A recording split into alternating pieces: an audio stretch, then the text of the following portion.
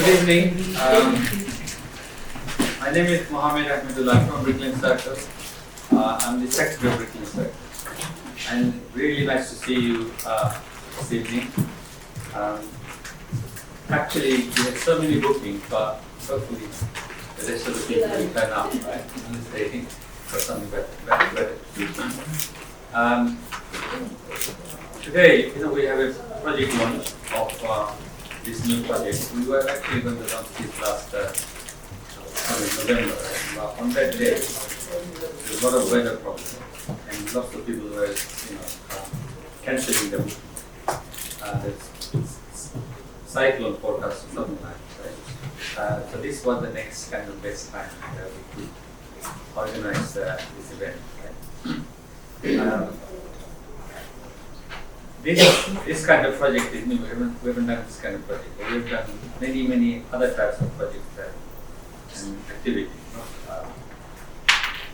This room we have been so many times before. So what I'm going to do, I will go through, with the details of the project. If you were to come a bit more forward, you can interact with me and ask questions, and also help us with your knowledge and things that you will share. But anyway, I will go through the details of the project. Then I will invite Georgie, Georgie Wemyss. She has been helping us, in all sorts of ways. But also, she does her own East India company works, right? She's been doing it for a long time. But we have been involved with her since 2008.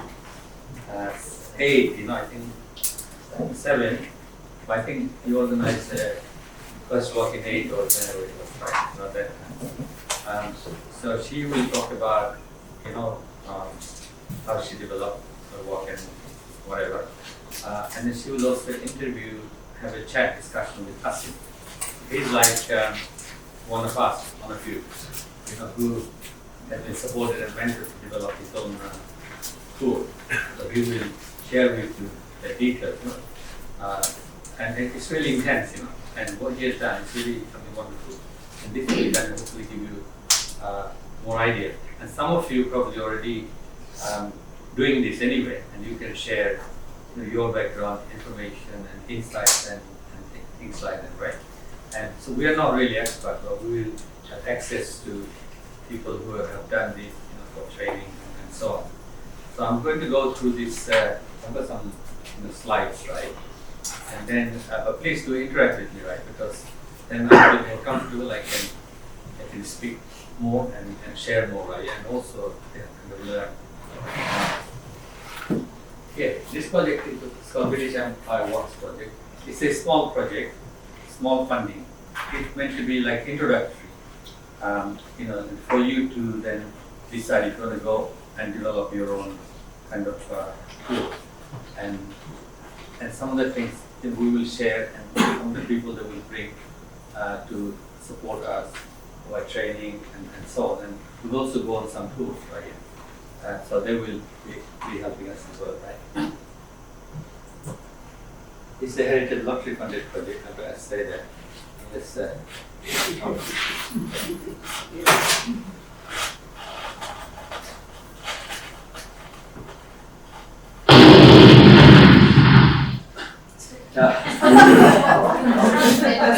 I was looking at trying to find a map of the British Empire, right?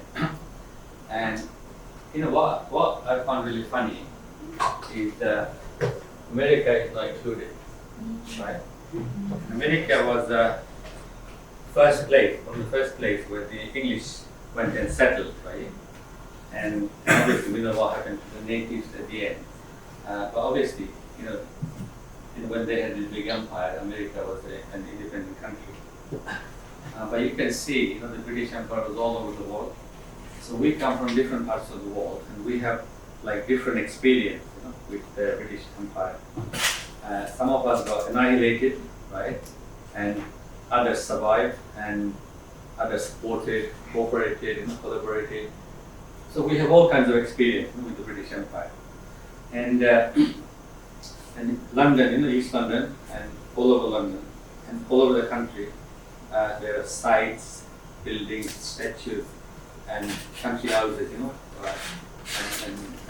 things like the building, right, linked to the East India Company. People who made money through conquest, through business. It's all over the country, right? But East London and City of London, obviously, was the center of East India Company activities. We in Tower Hamlet has the largest Bangladeshi community, in this country, and we were. I don't live in Tower Hamlet, but I'm always here for most of the time. But people who live here, they had no idea how places, spaces, right, in Tower Hamlet, the City of London, Dockland, right, how these areas here were strongly linked to where they come from, right? And it was from here, City of London, East India Company headquarters, that they planned and conquered Bengal, right? And Bengal was the first, not the first, Bombay was the first British English possession in the Indian and subcontinent, right? But Bengal was the first conquest, and it was very large, right? So it was from here they controlled kind of Bengal first, and Calcutta was the capital city of the British, and from there they went and expanded in different directions. But we were not aware the roles, the places and spaces played in, say, conquering and controlling kind of Bengal and the rest of India from Bengal, because the capital was in Calcutta. So we did a project, back in 2008 called Battle of Plassey Young People's Project. It was as a result of commemorating 250th anniversary in 2007 of the British takeover of Bengal, by Robert Clive, right? The commander, who kind of achieved victory and then became a British kind of possession. And we wanted to engage some young people to look at, investigate some sites, the link to East India Company, and write about those sites. And so we had a project, and that was the first Heritage Lobster Funded project, right? I'll go into a bit more detail later. But anyway, you can see, and some parts of London, some parts of the UK, they're more linked with different parts of the empire than others, right? Just for information, I'm managing another project at the moment. It's called jute, golden fiber of Bengal. Now, when we started looking at jute, and it is so amazing the role that jute played in the British trade, export, import, all over the world, Argentina, Brazil, Caribbean, New Zealand, Australia, India, this country, Africa, and majority of the British goods were packaged, in jute, and all the jute came from Bengal, and vast majority from present-day Bangladesh, right? And they were processed in Dundee, there were some processed in Stratford as well, right? Factory in Stratford and Barking and Enfield, but largest was in Dundee. So this is, because I'm from Bangladesh, Bengal, so I have a bit more interest. So if you're from the Caribbean, if you're from Africa, if you're from China, then you will have your own focus in the area of interest that links the British Empire to what happened, to your parts of the world.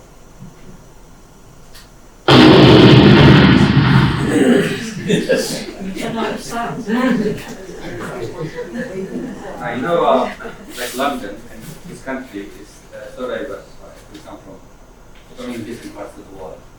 But what we have noticed recently, when we started, not that much interest in heritage, right? Whatever the reason, heritage funding, I don't know, whatever. But there is a growing awareness, the importance of heritage. Black History Month, right, played such a big role. Well, Black History Month I went to was in British Council organized in 1991. And this was so massive. They brought scholars from America and everywhere, they produced calendar, and it was so inspiring. But then after that, they couldn't match that, that level, that big. But even that time, you used to go to the history month, people talk about, they still didn't have enough knowledge, enough understanding, right? And they were just beginning to discover, the African and African, and heritage, history, right? But now, through all the people doing all the research and history month and the project, you get a deeper sense of, African history or African people. People used to think Africa didn't have history; they were just primitive, Tarzan went and helped them and so on. But this work in history, the Black History Month, is changing everything. I've noticed that myself. Not only African or Black community, but it's having an impact on all the people. Getting inspired by, the need to rewrite your history, do research, right, yeah? And understand for yourself, right, and so on. So we have noticed there is a growing interest. But also, there's all this health thing as well. We go to Georgie's trip. After 2 hours, right, we feel tired but healthy. So, it's really good, right? And also, because we live in this country, and if we learn about each other's heritage and how we are linked, to the British Empire, to this country, 400 years linked, then I think it helps promote community cohesion, right? Because then we see how we are linked, and we also know each other's history and what happened to us and how we became linked and so on. Now, what have we done so far, right? Obviously, I have my own personal experience. I've been to, say, Prague, right? I've been to Bulgaria, Sofia, and went on history tour, in Jakarta history tour, and a few other places I forgot, right? But then, you get introduced to a country, and you immediately develop a sense of history, where you came from. Obviously superficial, but it still helps you appreciate, the places and the people that you meet and so on. So this is my experience. We've been organizing East India Company walks since 2007, right? 2008 with Georgie and Nick Robbins from 2007. We'll show you some pictures of the walk, right? And also recently we did a community project where we looked at squatters movement. Bangladesh is squatters, a big movement in a small area just over there, right? Murderless Street, a perfect street. Not many people know, about the squatters movement, but when we did a oral history type of project, we did a lot of people, and what came out, it was so amazing, the story.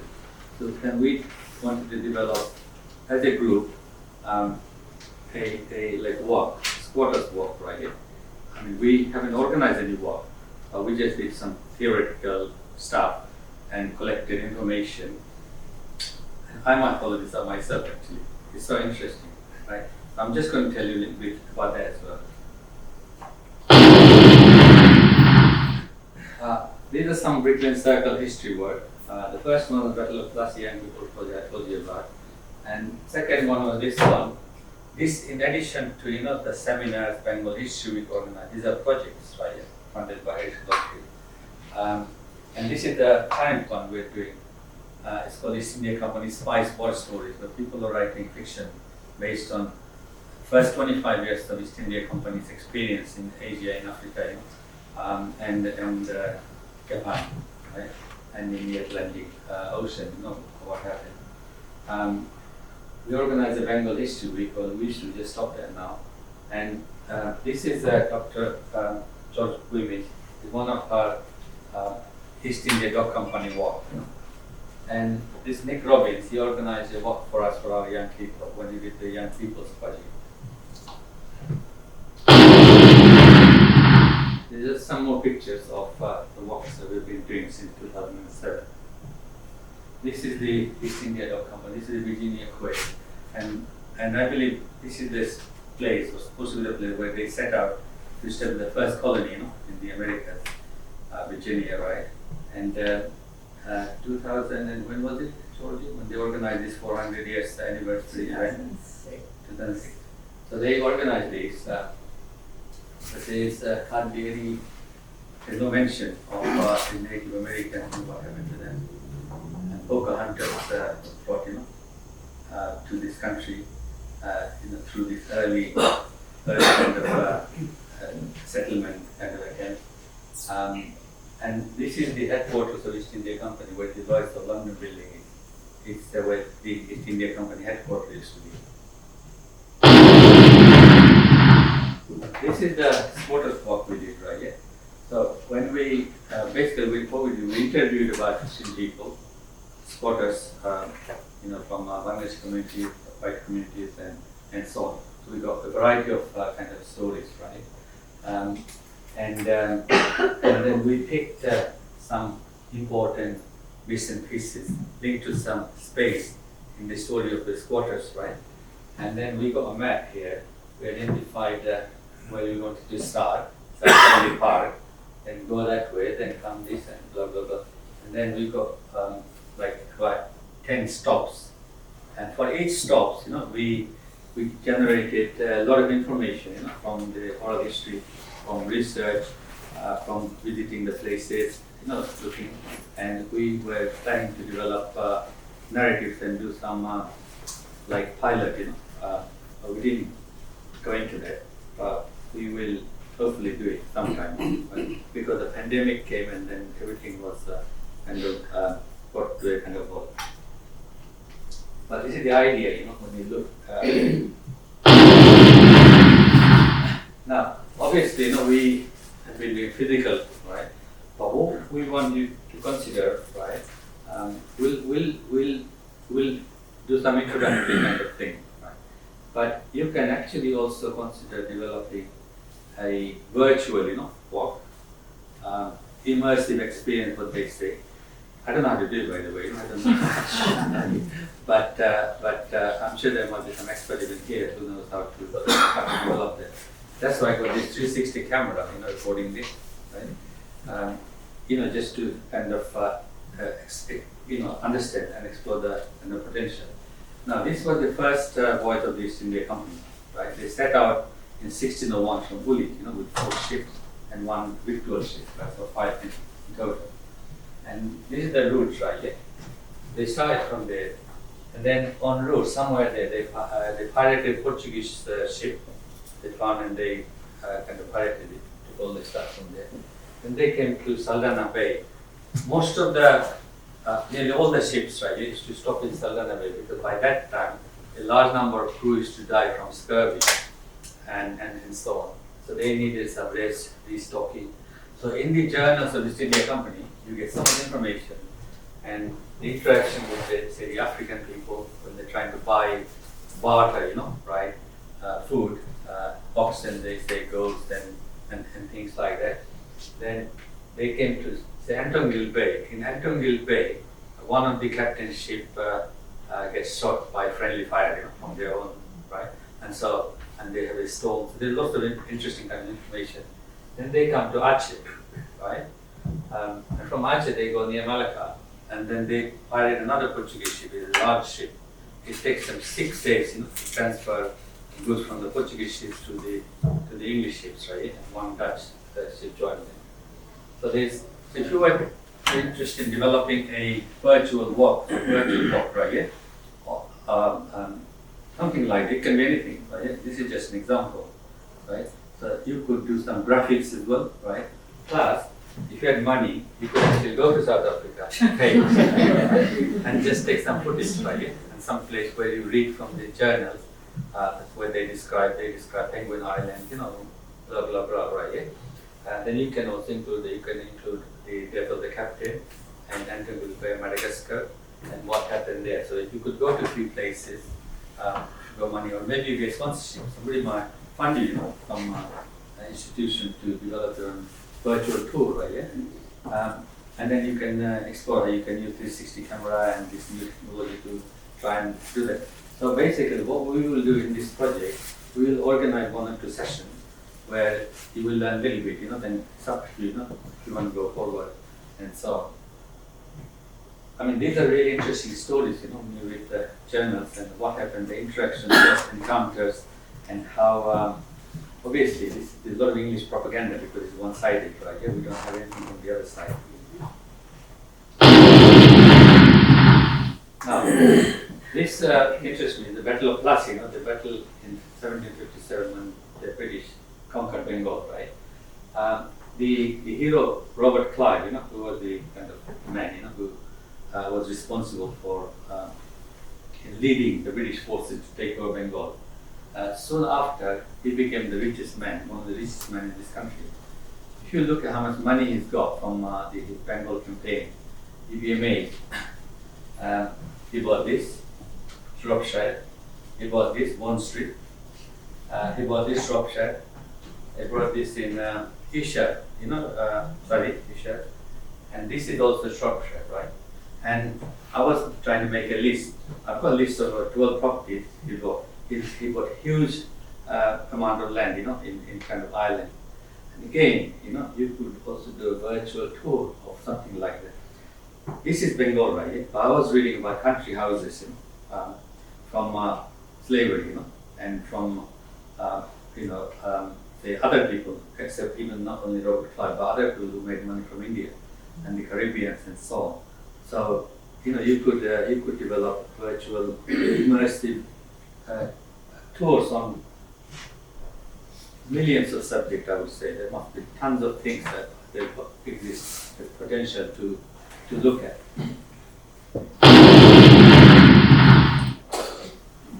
Now, interesting information, right?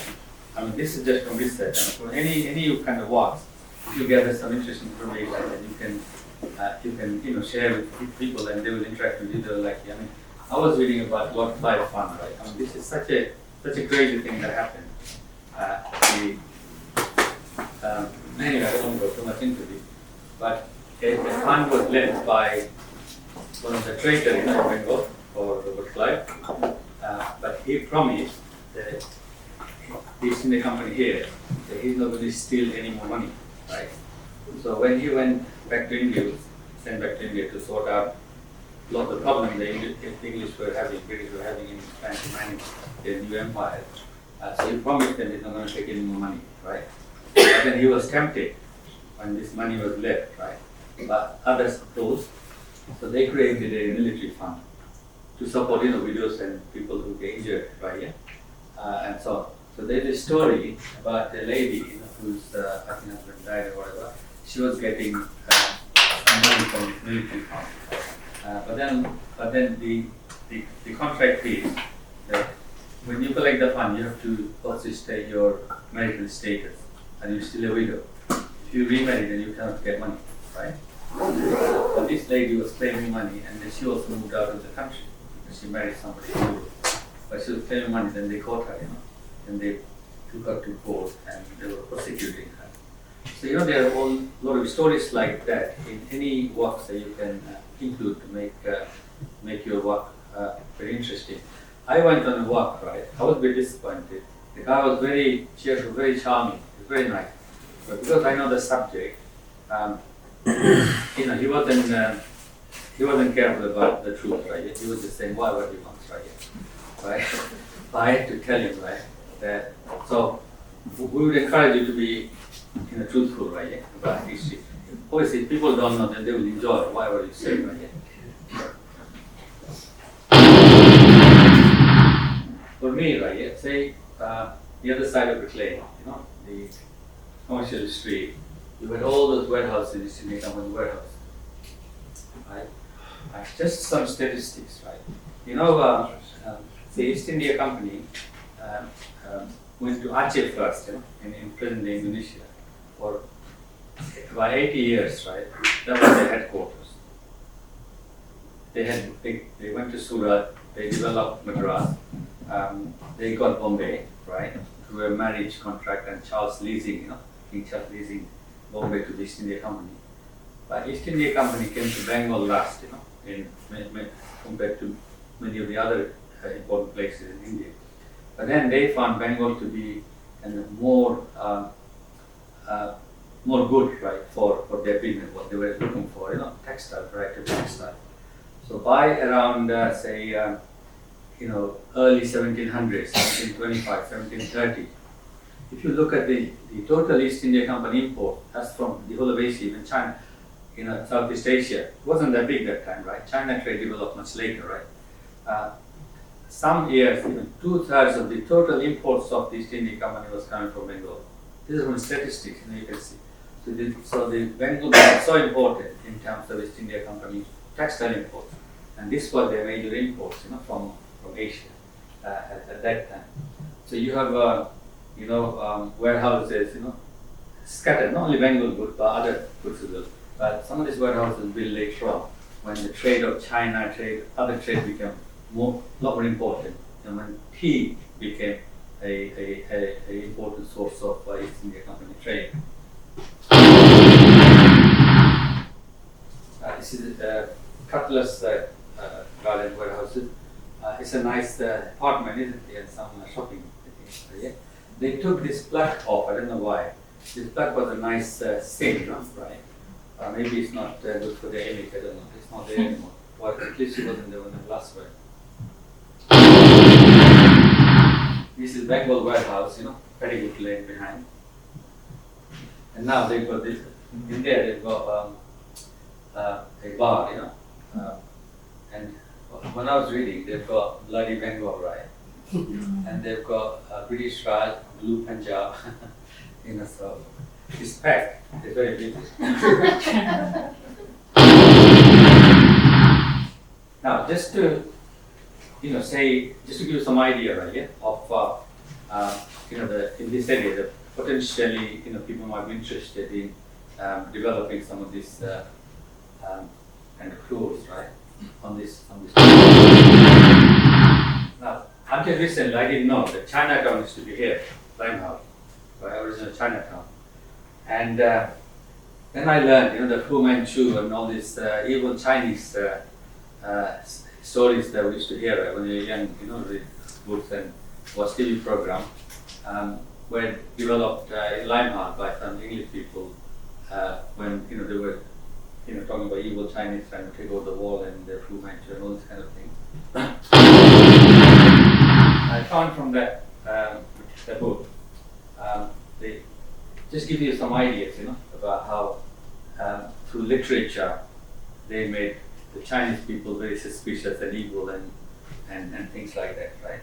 So Chinese and when you look at the British newspaper archive, there so many articles about Chinese people. One article was called the Yellow Peril, Peril, and there's so many articles you can find. So many newspaper articles about the Chinatown in Limehouse. What I also learned, right, that the Chinese from different parts of China, kind of later on, I don't know the details, right? This is what I read, so I can go for understanding. But then they kind of, what's the word? They moved to different areas, within kind of East London. Chinese from southern China tend to live in Hill Street and Limehouse, Causeway area. And the Chinese from Shanghai, mostly based around Pennyfield, Ming Street, between Whitesbury and Cobham. So, I don't understand it, but this is what I read. These are just some, the stories I found in the British newspaper archive. Really interesting Chinese funeral, in East London. And this is 1888. This is about a Chinese general, coming to learn, came to London, right, in 1925. This is before, the communist takeover. Then the other one is called Yellow Peril, Chinese nuisance in East London. And there's so many articles, as I said. So, even if you look at the British newspaper archive and other materials, right, you will find so many interesting information, and you can even go spaces, they mention, and try to develop a kind of, walking tour, and include, interesting stories like that, in your tour. Now, Lashkars, right? Again, there are hundreds of news reports on Lashkars, all kinds of reports, right? What I found this one is very interesting. It says Lashkar's fatal orgy. The last, it's not sexual orgy, right? Well, it might be, but it doesn't say. So it says that East London coroner held an inquest today on the body of Abdul Hamid, aged 21, a native of Calcutta, who was found dead in a police cell after having been taken into custody on charge of being drunk. It doesn't say anything about whether he might have been beaten up and killed like that. Just that the police sergeant said the death was due to, what's the word? Consequent on alcoholic poisoning. Yeah. And the jury returned verdict of death from his bench. But you know, right, I mean, anyway. So, there are lots of Lashkar stories, right? I've seen so many really interesting and Lashkar stories. If someone wanted to do a walk on Lashkar, then they would find. There's another one, Lashkar story, it's really interesting one. Lashkar funeral, in Cannon Street Road. It's vividly described, what happened. Sorry? What's a Lashkar? Sorry. Lashkars are like, sailors who join, people who join British Merchant Navy, working on the steam engine or cooking, just what's the word, seafarers, right? And Lashkars came from all over. There are lots of Yemeni, Lashkars, and Asian Lashkars from Bombay, Lashkars from Goa. But at one time, Lashkars from Bangladesh, present-day Bangladesh, Sylhet, became a very large contingent.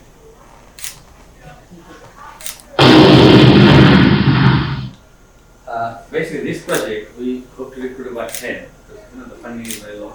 If more people apply, if we recruit more, obviously we have to look at how we spend the funding. So basically, we'll provide various training. We'll take you to heritage institutions, like say maybe National Heritage Museum, maybe local archive theatre, London Metropolitan Archive, so lots of local information, and maybe the British Library, depending on the interests of the people. We will take you on George's tour definitely, and if Nick Robbins around, we'll take Nick Robbins and one or two other tours, so they can familiarize within the framework of. So after we do some training, so that this will getting practical ideas, how people kind of do the tours, and then obviously we will help you to practice, your own tour, whether virtual or real. Right. Obviously, if your tour is somewhere really far, then many of us might not be able to join. But we will try and organize, support you, organize your own tour practice, right? Yes, so you can get feedback, and then basically at the end, what will happen is we'd like you to develop a pack, right, and do a practice run. We'll get some people to join your tour, and then you do a write-up at the end, by your experience and the area you covered, how you did it, what you found, and so on. So all of them together produce a PDF book, but your pack will be yours, and you will take that away and use that for if you develop a real tour or just enjoy the experience, and remember and share with you. I think I've already said all this, right?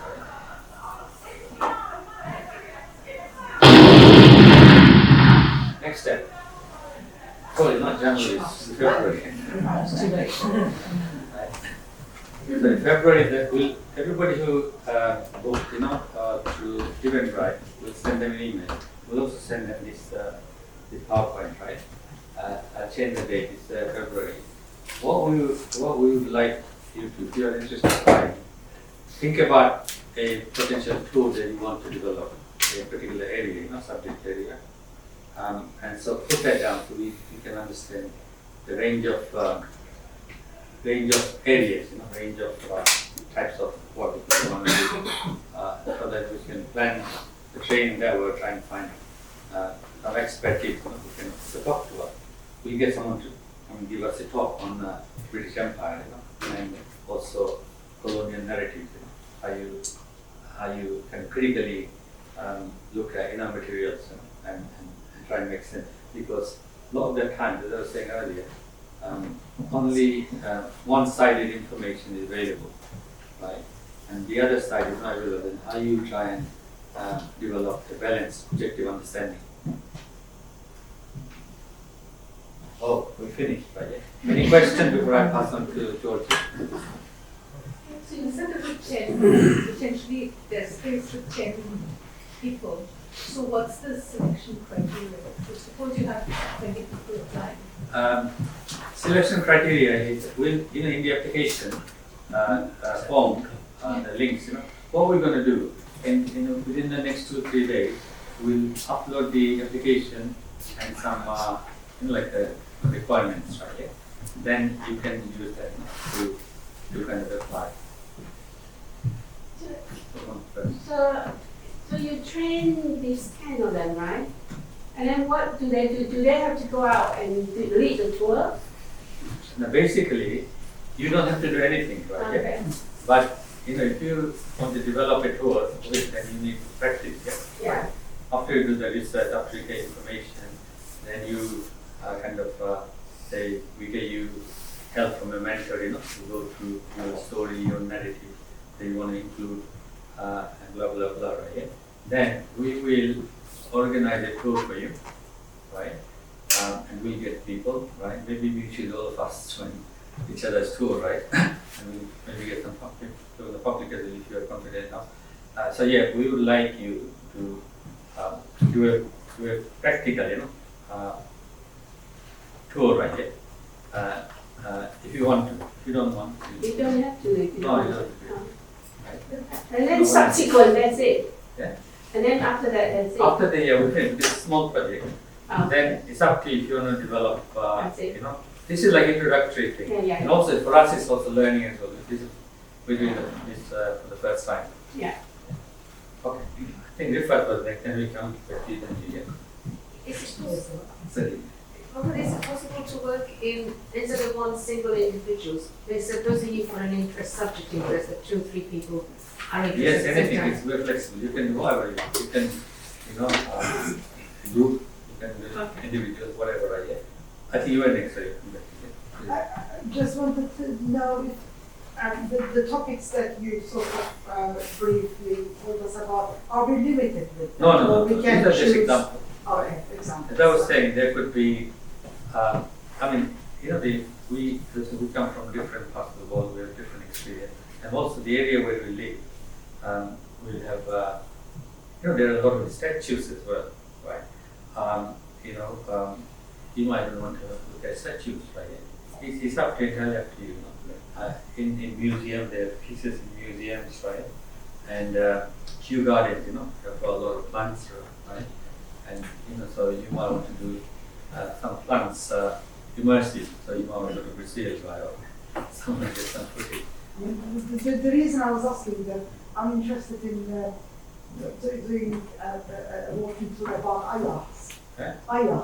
Yeah, you can do whatever you Yeah, want. because there were thousands of women, or hundreds of women were brought here as nannies and nursing maids, and then they were sort of. So if we get some idea of what kind of areas people want to do, then we can sort of think about how we might be able to help. I think you were next. I was thinking back to this, following on from the lady next to me. There are already a number of tours going on in this area for various topics. Are you looking at just doing 10 one-off things and after that they finish, that's it, no more? Or are you predominantly trying to look at something to maybe take this on, start generating some income as a group to be able to progress further? What we can do, like when we recruit the people, we can talk, what people want, right?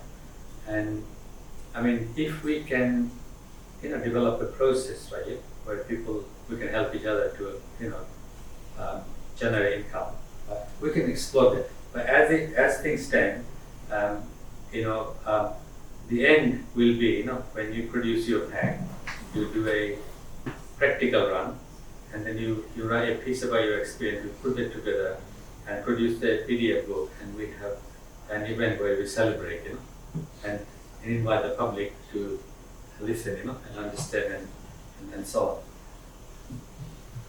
And afterward, they can advertise themselves as a, leading the, yeah. You can, why not, right? You feel confident. Yeah, I think that was my related question, what happens after that if somebody then wants to start, conducting tours, would it be a commercial proposition? How do they do it? Do they need to get certified or qualified? But the idea is, right, is hopefully we're an introductory thing, right? So we won't take any further, right? But we want to generate interest, because definitely there needs to be more tour guides on many more different areas, right? Recently, what happened? I met two ladies, right? They developed a new kind of East India Company tour, where there were some other people with them who when they go from place to place. I haven't been. This is what they told me, showed me on their phone, right? So some people act out, produce a scene, right? So they go to a place and they want to tell a story about, then a couple of people does an act, right? I'll go and see, how it is. So you can be creative. Another thing, even if you do an immersive one, a virtual, then you might want to also include graphics, Yeah. right? I think there's a lot of immersive thing going on, so why not immersive, You can do it. It's not easy, but you can do it. Right? I mean, children can do this nowadays, because they're really good at technology, right? So if there's no more question, I will invite Georgie, because that's when it's going to get interesting now, right? Why did you just introductory? Just Okay, thank you. It's me and Bassy, but I'll do my thing. Unless you're going to get those garments and change.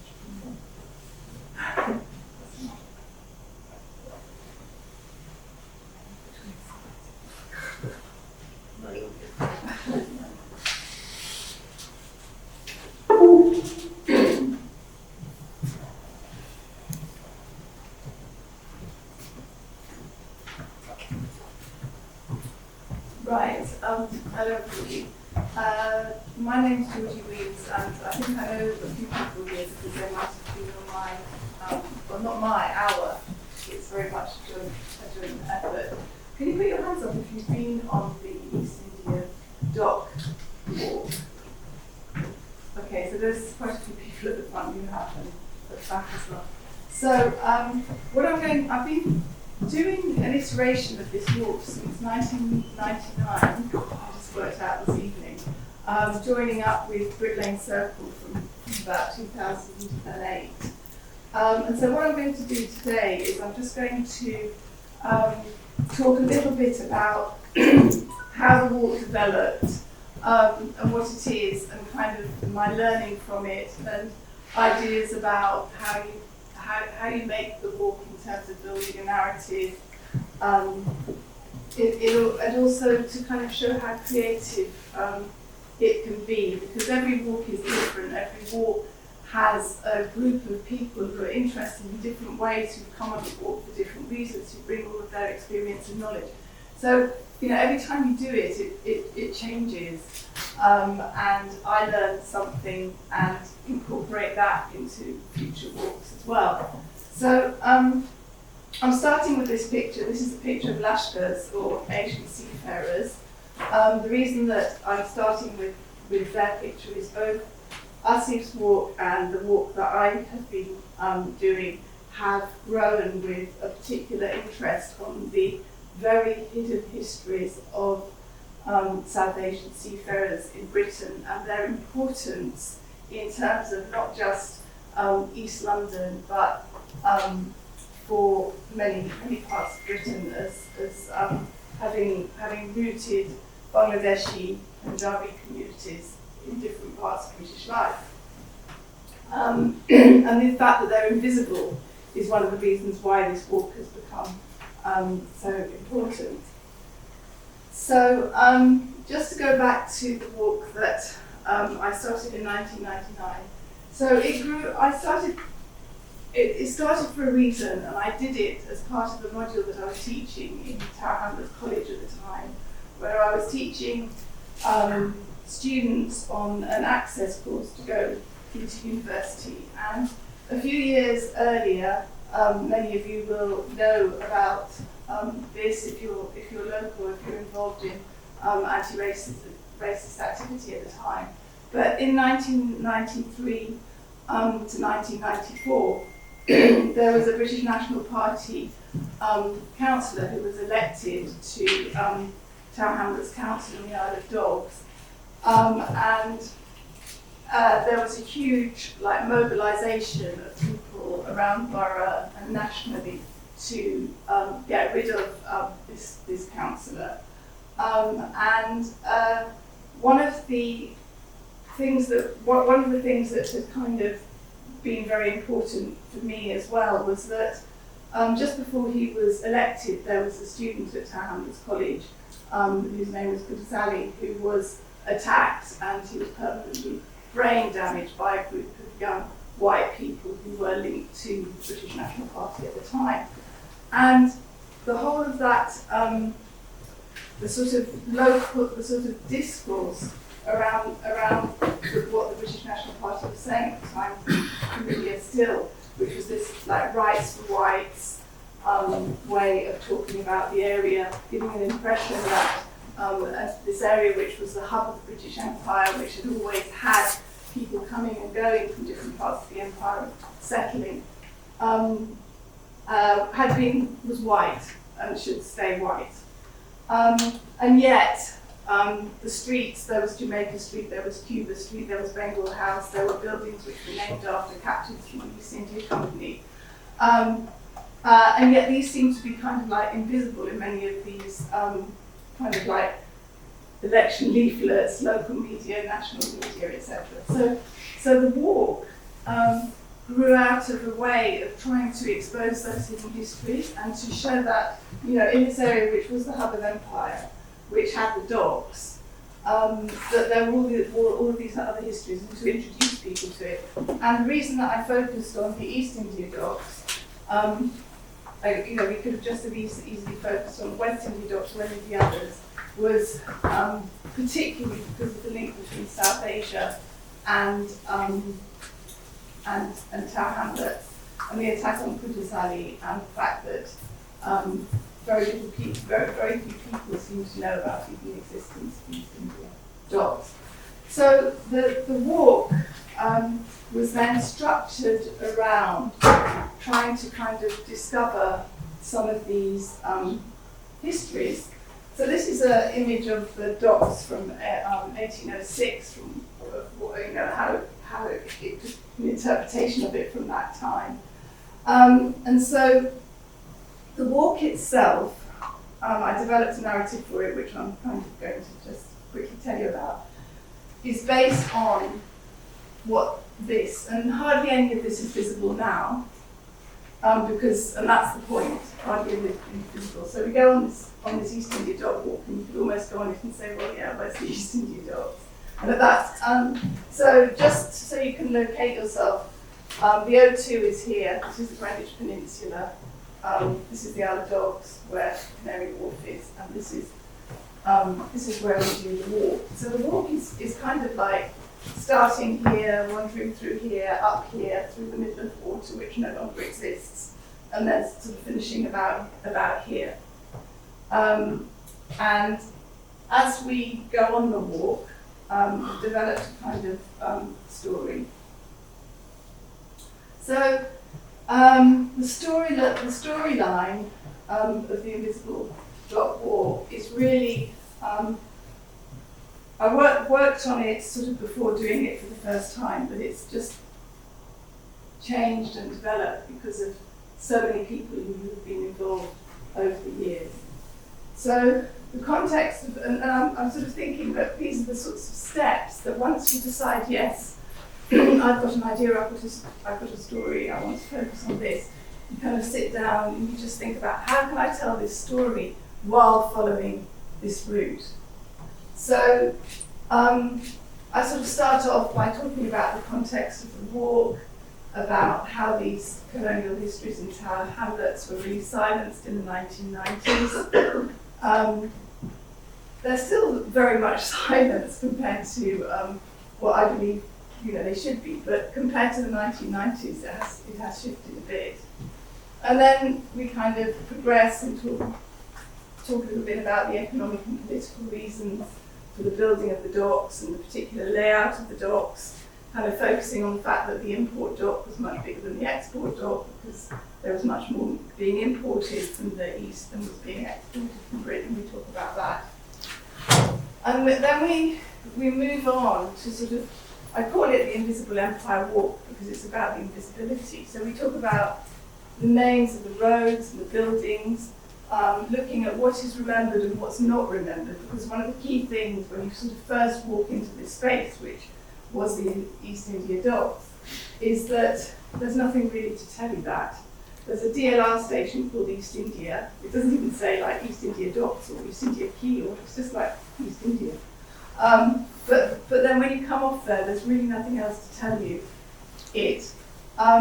Instead, the names of the roads and the buildings are actually recalling the Virginia colony, which, as Ahmadullah said, was like the first permanent English settlement in North America. So then we contrast, as we go around, how the different and we ask questions about the different ways that the colonialism in Virginia and East India has been memorialized in what you can see as we walk through. And there is this big memorial to these early colonists.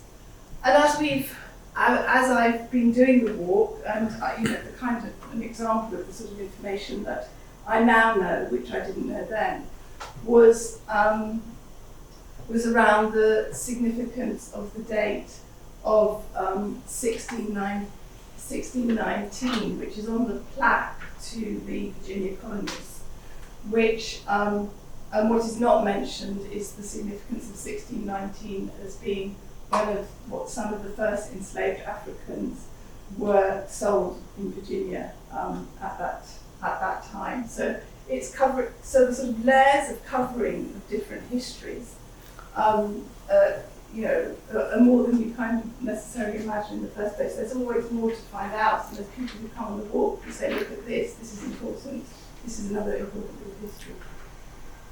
So then we talk about, the sort of physicality of the docks, the fact that they were so huge, to think about who would invest so much money in building these. And we focus on how the profits that were made in India were repatriated back to London, and find a particular spot where that can be spoken about, because there's actually something that you can see. And then we move on to talking about in another place on the walk. So we walk in between all of these different bullet points and talk about the men who worked on the ships. So this is really important for this walk, because how many people here know that in the Second World War, when the Second World War started, 25% of the men who worked on British merchant ships were South Asian. They had been recruited in different parts of present-day India, Bangladesh and Pakistan. And how many people here know that in November 1939, they went on strike for equal conditions because their conditions were so much worse than the white seafarers, or that they were not actually meant to settle in this country, that they weren't meant to be landed, that they were kind of, in different times in history, they'd been kept in warehouses, they'd been kind of like monitored by the police. They were not allowed to settle, and yet they were British subjects, being British Indian. So we talk about why they were invisible when they were actually so central to the success of the British Empire, working on the ships. And then we find another bit. We go and look at the walls, and we talk about the walls as fortifications rather than walls. Why they were so tall, why they were so thick, why they didn't have lots of entrances and windows, and the militias that would then take escort the goods into the City of London. And then we sort of carry on round and we find our way to where the original gates and docks were, and talk a little bit more about what happened to the goods after they left the docks. So that kind of tells the story, and so we literally tell that story as we're walking. We sort of start here, walk along here, up here, as I said, through here and finish there, looking into the city. So I think part of the reason that the walk has kind of continued to be of interest to people who have been more than once is because it continues to change, and it's not a history. As the person who's running the walk, it's not a history that I own. I'm giving a particular interpretation, and everybody else brings their own as well.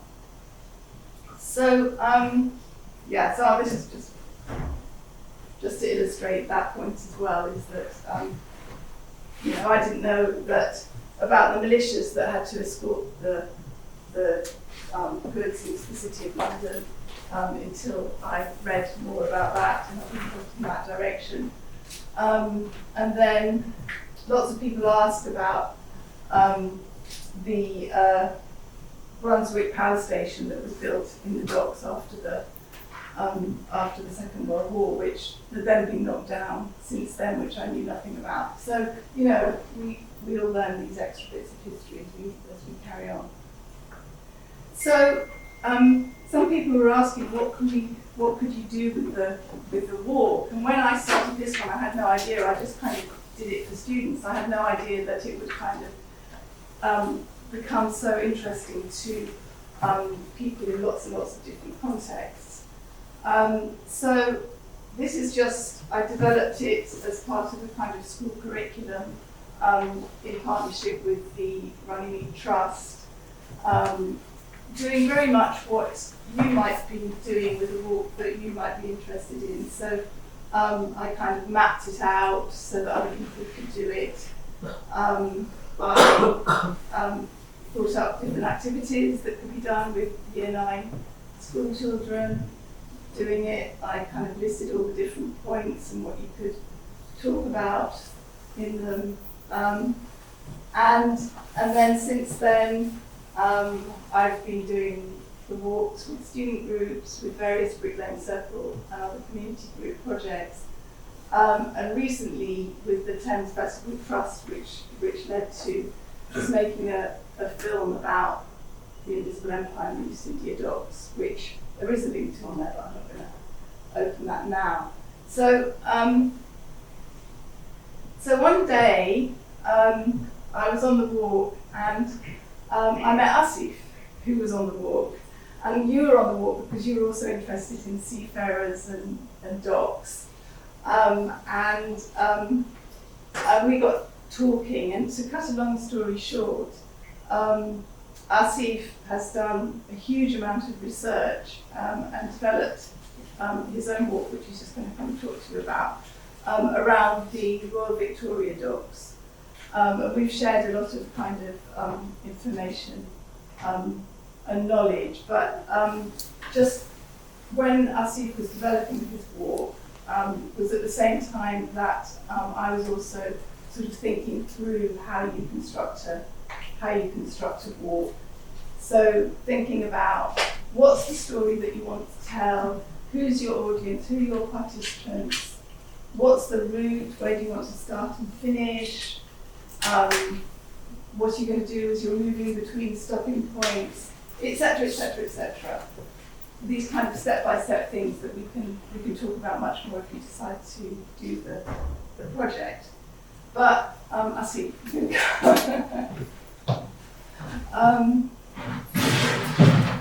know if people can see.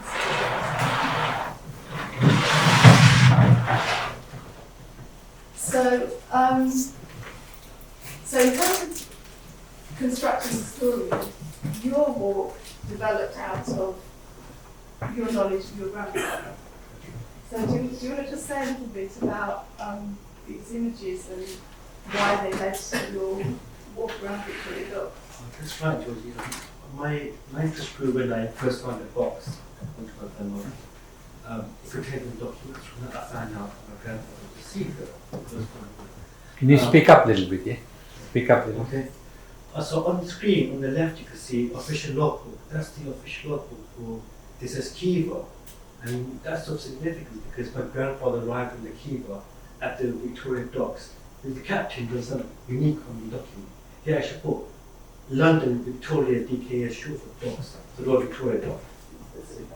So I knew that he wrote Royal Victoria Dock. He mentioned the 87, 1917. And then we find this crew list here, which is for this is Kiva, which shows my grandfather on line number 12 as anglicized as Mohammed Gama, his name. It's actually Mohammed Gama. So that's the crew list which I obtained from New York. And then on the right hand side of the screen you've got my grandfather, Mohammed Gama, who around about 1895, but that's not an accurate year.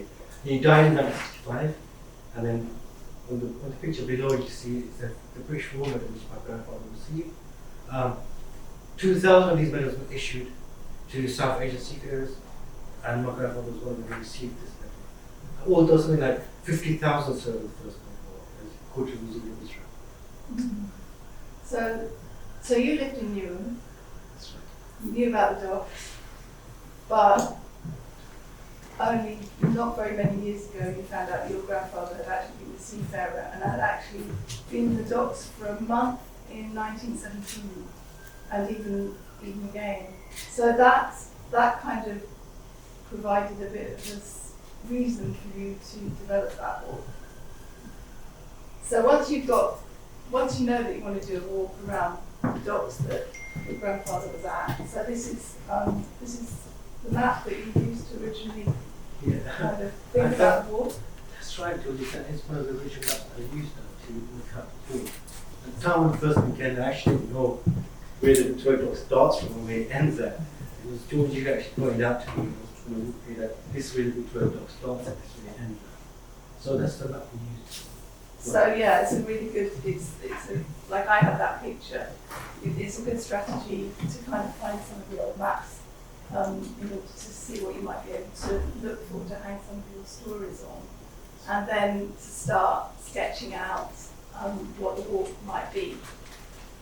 And we went for a walk, didn't we, around the docks? Probably we walked too far initially to try and do that initial sketching out, just thinking about your father and the other research that you had done about other South Asian seafarers. And then, okay, that's just another one including how the dog. So then this was the next stage. So this is me kind of sketching out the docks with some sort of post-it notes things, with little bits of information that Asif had researched and knew about, which linked to Asif's grandfather or to the lives of seafarers generally. It's not very accurate, so don't look at it too closely or take too many photos. But this was a really useful next step in beginning to plan. So just looking up here, for example, it says Victoria Dock Road, and then it says Coloured Men's Institute, Canning Town. So do you want to say a little bit about what that was? The Coloured Men's Institute was unique because it was founded by Kamal Chanchi, who came here as a merchant seafarer. Eventually, he served in the British Army. He set the Coloured Men's Institute, which was actually based on Harbour Base in North, but the structure no longer survives. But he was responsible for hosting South Asian premises, race relations, and so forth. This was in the 1920s. So the language that he was using was the language from the 1920s. And there's various churches which seafarers from around the world would be using. When I first began school, I actually went from Thames Barrier Park, and I went all the way around, Cornwall Bridge, all the way around to I went down to Seaman's Hospital, and it was a very long walk actually. I was after 4 hours. So I actually revised this walk. I've done it constantly. I revised it, and with the help of Georgie, I could probably have mapped out which sites we mapped out, doing a risk assessment, which sites are easy to get to, which doctors who drop certain sites as well to make it more beneficial, more sure. And keeping the story That's as right. you went through. I'll just quickly go to the Chanchi one. So Kamal Chanchi set up the Travelman's Institute, and he did lots of other work, anti-racist work in the 1920s around the docks. That's a photograph of him. And do you want to say about this sign? Because it wasn't there when you started. Yeah, the walks developed since I began doing it the first time. And this sign came just before I'd done the walk for GLA for London Unseen. And I think it was quite interesting because that was called actually Siemens Brothers Way. It was actually named after the factory was Siemens Brothers, that's based on Siemens Brothers Way. And when the factory relocated out of that area, the council ran a survey with the public to find out how we should rename the street and what it should be called. And I also proposed my grandfather's name, Hamid Gama. We made it to the top 50, the top 20, and the goal was the top 8. Well, I was the top 8 if it didn't get the top 3. But the top 3, one of the 3 was Kamal Chanchi Way, I think People's Way, or something as well. Kamal Chanchi Way was actually the chosen name that won through public ballot. And that was renamed. Which is now the address of the GLA, the Mayor of London. And that's kind of where the institute he set up was. So I was talking earlier about how the walks can change as you find out more and have more conversations with people. And one of the things that you've talked about in the other talks that you've given is about the fact that the history of the Lashkars in the docks is not really referred to very much, but yet all of the articles we found on eBay, the Illustrated London News and elsewhere showed that they were not nearly so invisible back then in the 1920s. And do you want to say something about these which you I think you talked about it in your talk, in your walk. I thought that when I done my first walk, I never actually knew this. But this is a lot later when I've done further walks, and I kept researching into the sites and began finding out new things. I came across this, which is interesting. This was illustrated in the news published in 1912, and it shows Lashkar seafarers actually doing the job of a dock worker, offloading the cargoes, the ships. And that's, you can see, South Asian seafarers, probably most likely to be Bangladeshi seafarers offloading cargo off the ship at the moment. And the heading is Saving London from Starvation, Importing Food. But that became significant on the walk because of this particular statue, which is in the docks just outside the Excel Centre. What's interesting about the statue is that I often go to this statue, and often it's the best spot for making pictures. Everyone loves to make pictures there. But what's not known is that these are dock workers here, and I think, I can't remember the names, but they all have names behind statues. The boxes are named as well from, like, it says India, Australia, so you know where the cargo is coming from. But going back to the statue, literally the statue represents the British dock worker, but you don't find any of the South Asian dock workers represented in this statue. And from the cutting that we saw previously, the previous slide, published in Illustrated London News, to find South Asian seafarers offloading cargo off the ships that came to the dock. You don't unfortunately find them depicted in this statue. So it was interesting to point something out that they must have the same job as a dock worker, the dock worker at the docks, but they would not be paid any extra. They would be paid half what a dock worker would, what a British seafarer would be paid. And that's maybe leading to some change. From doing your walks, you've heard that somebody might be trying to put up a statue there. Oh, that's right. I had, I think it was a talk, I think on YouTube with House of Parliament, Councillor on which Desai mentioned about, he's a GA member of Russia.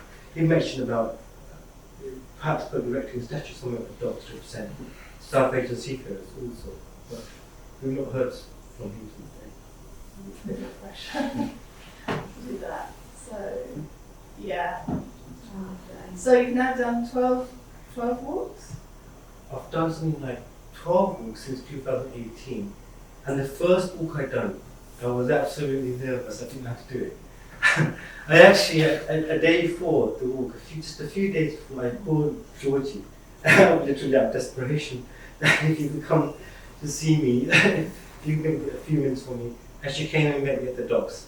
And she walked the entire route with me, and she told me, gave me her advice that I think you should drop this side out, or drop that side out, because if you too a lengthy walk. She told me what sides were more from her experience. So I developed a walk, and eventually I done the walk. And the first walk I gave was of the tracks, new tracks I bought from Crossrail. And that's how I started. And gradually I began doing more and more walks. I became more confident. I began discovering new things, new knowledge, and I began sharing new sites and new knowledge throughout the walks. And it gradually developed. And I can't really say who else came from, but the local FP Stephen Tim's children on the walks. I had a lecture back to you from University of Liverpool or Birmingham, sorry. He joined also on the walks. I had all sort of background to me. Literally, and that picture there is actually a picture that I painted from Taryn. I didn't actually ask for permission, so I hope she doesn't mind. Because it was interesting, because she came on one of my walks which was Learn Unseen, and then she got a brilliant comment at the top about a group selfie after 2.5 hours. Where was it on Twitter? I think it was Twitter. I just sent it. And that was actually a huge walk because I actually turned up for the walk, and there was like 39 people and something like 60 people registered. And I actually told Vanessa on the day, I don't think I could do this. It's just, she said to my wife, it just felt so huge to do. And she told me, I said, look, why don't you go on the head of the walk and I'll go to tail. Just do it. And I just literally developed new ideas. I used the benches, these benches that I'm standing on. I used these benches outside City Hall, outside the Mayor's office, to stand on. I used them as a makeshift stage to project my voice and yell across. And I didn't actually have an amplifier, so I've done different things here. And then you just keep on researching, reading more, adding more. And are there particular things that you've added which have come from people who've been on the walk? I'd say a lot of them come from, should I say this book here? Yeah, go on. This book here, Ages of Britain, 400 years of history by Rosina Bisbal, because she pointed out in her books already that there was a site called the Lashkar's Club, or the Lascars Club, on Victoria Dock Road. So I actually went to investigate where that was. I struggled so hard to find it where it was, but I eventually found it, and I got Georgie to come along with me one day. She pointed out to me. I thought it stood here, where the old Seaman's restaurant is, and ancient apartment buildings. And actually, Georgie pointed to me that she thought it stood opposite that building. So I discovered new sites which I added along the opposite wall. But the research never stops. That's right. I think knowledge is a thirst that you can't quench. It's like a huge ocean. So as you get into it, you dive more deep into it, and you read one book and direct you to another book, and you keep discovering it. It just never ends. And every time, each book I've done, literally added something new to it. Lots of eyes. I'll borrow that book of yours. Cross 7 cities just to read it. Yeah, so just to finish, really reiterating what Uncle was saying, just think through what's the story that you want to tell through the walk. That's the starting point. Thinking about the story and then working out how you can incorporate and build on that story through a particular route. And sort of once you've thought about that, then that's a great thing to bring to a group of similar-minded people to kind of plan it out and see how it works in practice. So just think up the story and what extra research you really need to do to be able to tell that story. Are you okay to take some questions? Yeah. Would you like to ask or Georgie any question? You mentioned the walk lasted 2.5 hours. Is there an optimum time or distance, or does it depend on on the age perhaps or the infirmity of the property? It's a good question. I won't try and, I think Georgie will talk about that for myself, but from my own opinion, I would say she tried to keep it an hour and a half to 2 hours. I think after 2 hours, I'm not fine. We start getting tired, and the energy level starts dropping, and the attention drops. You know, and if you could keep them engaged, you know, I often told personal stories like I never thought my grandfather would go to a dog. My father should take me when I was 6 years old. I never thought that an ancestor would apply for dogs until something like 2011 when I first discovered. Well, I first discovered it was actually in the war, and it was a lot later that I discovered that he came with dogs. So I guess. I think 1.5 hours is the maximum. You also mentioned this. I'm actually a Chinatown tour guide. Oh, 1.5 hours is more than enough. yeah. Because your organs, you know, your client, they won't be so alert after that. I once done a walk for UK project after 4 hours because the group was really enthusiastic. So every time I mentioned a new site, they wanted to visit it. So I had literally gone and it went on and on.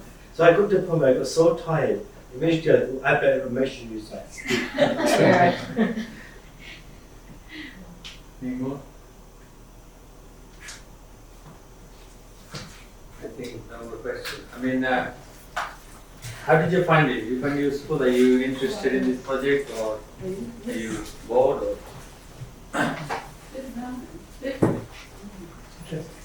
anyway, we still got the room hired for a while. If you don't have any more questions, sorry. So according to your time plan, you've got fairly set rigid times. What happens if you can't make like the months? Because like you've got August and a lot of people No, are we- doing August. for Actually, example. we are very flexible. This is just when we get the group, right? We'll sit down and we'll see people's availability, and through when you have the induction, then we'll be flexible. We're very flexible. Sometimes over flexible. We're kind of easy. So how often are you intended to meet? We run many different projects, right? Sometimes we meet monthly, sometimes even bi-month, no, 2 weeks. Depends, what we want to do and availability, right? I think how we'll do it, once we know those who apply, right, the areas of their interest, right, and how we might be able to support them, and then we invite people to join us, and we have an induction, and then we will sort of firm up the plan. Because if we do it, some people are not available and they're really keen. So we're very flexible, right? You can do any topics, I think you can do a list. Any topic linked to traditional plan, right? Does it have to be within London or No. you It's- meet outside? You can even be Saldanha Bay, South Africa. That's what I was thinking. Maybe I'm not. I have something, but I don't know. Now that will have to be immersive unless you go and do it for people there. You don't do it Might for have people something here. to do. If you want to do people, obviously it has to be immersive, right? This particular one battery only lasts 1 hour, so you finish. Oh, is it They've ten? got this particular camera lasts only 1 hour, but they've got other cameras with more battery power. Oh, Oh yeah. I used to work in Southampton in the 70s and 80s, and with Bangladesh community groups. And in 1985, I discovered quite by chance that my ancestor John Musgrave was married in a church in Limehouse, and then he lived in Frying Pan Alley in 1346. And I never understood that, and right against where he lived, there was Bengal, where he said,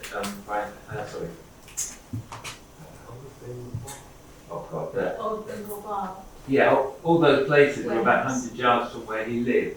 And I was always interested, did he know Bengali sailors and things like that. I mean, this is just personal interest to me. That's something Also, like say around 1900 or 1880, the sailors would have come, say, from Bengal, Madras, Goa, and Aden, Yemen and Southeast Asia and so on. Whether any of them would have identified themselves as Bengali, that's another thing as well. They could identify as Afghani, right? They could have said that the look like this one says native of Calcutta, right? In one of the right, but he might not be native of Calcutta. When he applied to join, he might have joined in Calcutta, and so they just put that down. Obviously, we wouldn't know.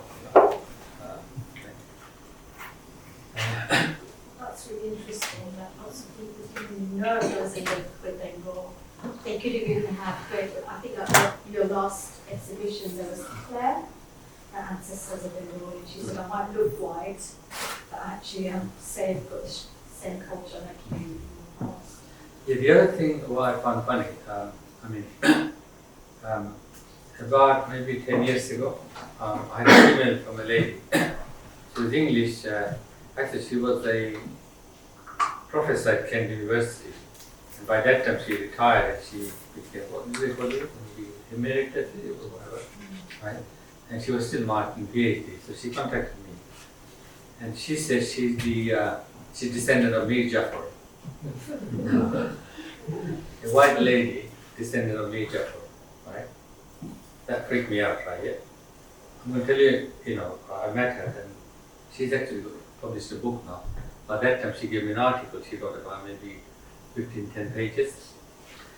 But around that time also, I had communication, actually in this very room, when we launched the other project, the East India Company project, first one. One colleague from National American Museum was making a presentation, and during the presentation, one of the slides had this fat Indian man, right, wearing some white gown or something, image. And this white man at the back, he got up, he said, "Oh, he's my great-great-great-grandfather." So, and then I had communication from some other white people. They come to meet me. They said, actually, one of them must be funny. One of them thought she's the illegitimate descendant of an illegitimate daughter of friend of Robert Clive. So this all is connected. But some of these, white people with Indian or Asian, South Asian ancestry, what they said when they were young, they were encouraged not to reveal, their South Asian background because India, especially now rising, is generating pride in revealing that side of the identity. This is what I think. Okay? So anyway, I hope you really enjoyed. You can still stay, finish the refreshments, right, and talk to each other. But in a couple of days' time, I'm going to upload a simple application form and more details, about the project. If you are interested, do apply. It's not that we will teach you, but we'll learn from you as well, right? It's a learning because it's our first project. So if we do another one, we can do better. But this one will be good, right? So yeah, do apply, and then we will meet and we'll see how we take this this forward. Just for information, probably in April, we're producing a book of about 15 or 16 fictional stories based on East India Company facts, right? I don't want to bore you. Some of you saw this dance, at the beginning, yeah?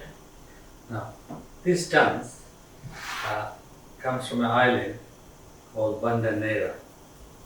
It's all the way near Philippines, but it's part of Indonesia. The original home of the nutmeg, right? And the Dutch and the English, the Portuguese earlier, went to Asia, and the Europeans tried to find Asia, and they found the Americas. They're looking for spice, right? And the Banda Island was the original home of the nutmeg. There's no other place where nutmeg used to grow. And the Clove Island is about 300 miles north, right? Pepper was grown in larger areas. Clove and nutmeg, the most expensive spices, were grown in what is the present day Maluku, near Philippines, but not Philippines, right? Near Papua, the area, Papua New Guinea, but the western side which belongs to Indonesia. But in the island, the Dutch carried out a massacre, 1621, and genocided, and then brought slaves, from different places to work on the island. And some of the slaves were from Bengal. Nobody knows about it, but some academics, some people know. But I've been tracing, trying to understand, and looking at the Dutch records, where Dutch officials, buying, saying this year it's costing more. I've got 100 slaves or 200. I can only send you 500, things like that.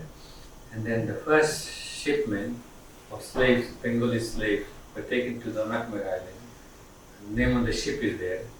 But what I haven't managed to trace is that the ship went to Jakarta, right? And then what happened to those slaves? Some people say some were taken to the Banda Islands, right? But I want to see records, say 100 slaves came. I mean, the number of slaves, right, is nothing compared to transatlantic, right? But still, it was much smaller. But there was a slave story to do with Bengalis taken, not Bengalis, Indians as well from South India, to work to build out Jakarta, the Jakarta capital city that Dutch were building in their empire, and in the Banda Island, and some other places where the Dutch were growing their empire. So the British Empire, there wasn't no British Empire at that time. The English and Dutch were competing for nutmeg. Dutch got there first, more ships, more money, more financing capacity, so they could mobilize more resources.